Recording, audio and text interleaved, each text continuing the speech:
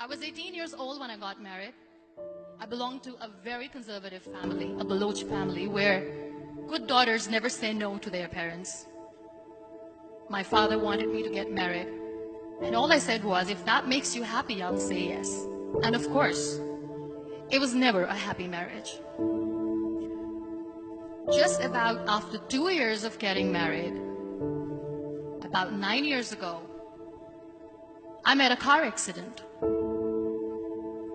Somehow my husband fell asleep and the car fell in the ditch. He managed to jump out, saved himself. I'm happy for him. But I stayed inside the car and I sustained a lot of injuries. The list is a bit long. Radius ulna of my right arm were fractured. The wrist was fractured. Shoulder bone and collarbone were fractured. My whole rib cage got fractured. But that injury that changed me and my life completely was the spine injury. Many people came to rescue. They gave me CPR. They dragged me out of the car. And while they were dragging me out, I got the complete transection of my spinal cord. Those 2.5 months in the hospital were dreadful. I was at the verge of despair. One day, doctor came to me and he said, well, I heard that you wanted to be an artist, but you ended up being a housewife. I have a bad news for you. You won't be able to paint again. Next day, doctor came to me and said, your spine injury is so bad, you won't be able to walk again. I took a deep breath and I said, it's all right.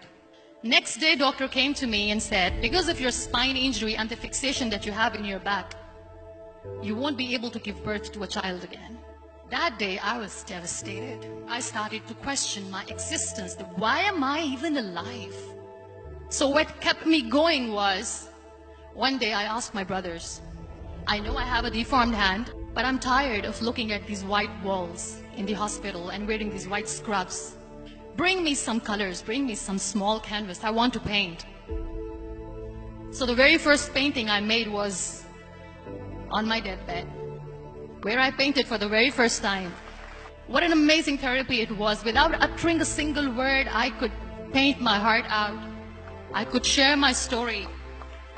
People used to come and say, what lovely painting. So much color. Nobody could see the grief in it. Only I could. And that day I decided that I'm going to live life for myself. I am not going to be that perfect person for someone. I am just going to take this moment and I will make it perfect for myself. That I'm going to fight my fears. So I wrote down one by one all those fears. And I decided that I'm going to overcome these fears one at a time. You know what was my biggest fear? Divorce. But the day I decided that this is nothing but my fear, I liberated myself by setting him free. And I made myself emotionally so strong that the day I got the news that he's getting married, I sent him a text that I'm so happy for you and I wish you all the best. And he knows that I pray for him today. Number 2 was, I won't be able to be a mother again. And that was quite devastating for me. But then I realized there are so many children in the world, all they want is acceptance. So there is no point of crying, just go and adopt one. And that's what I did.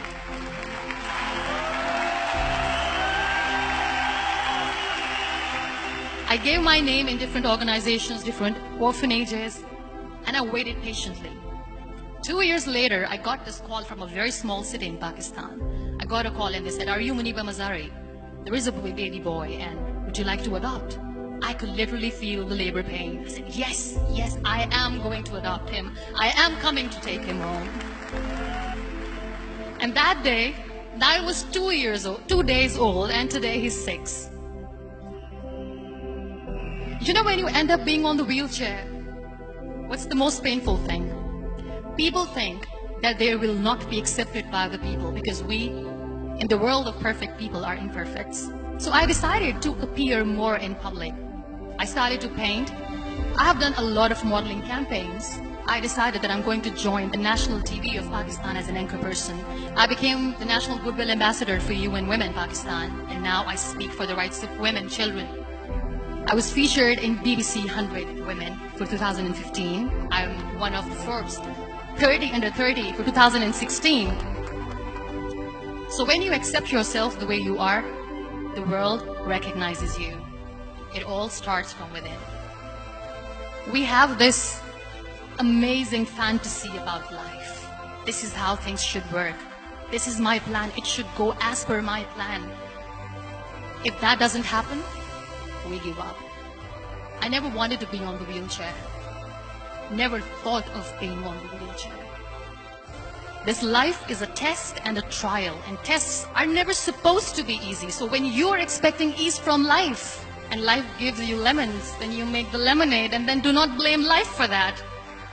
It is okay to be scared. It is okay to cry. Everything is okay, but giving up should not be an option. They always say that failure is not an option. Failure should be an option, because when you fail, you get up, and then you fail, and then you get up, and that keeps you going. Embrace each and every breath that you are taking. Celebrate your life. Live it. Don't die before your death. Real happiness lies in gratitude.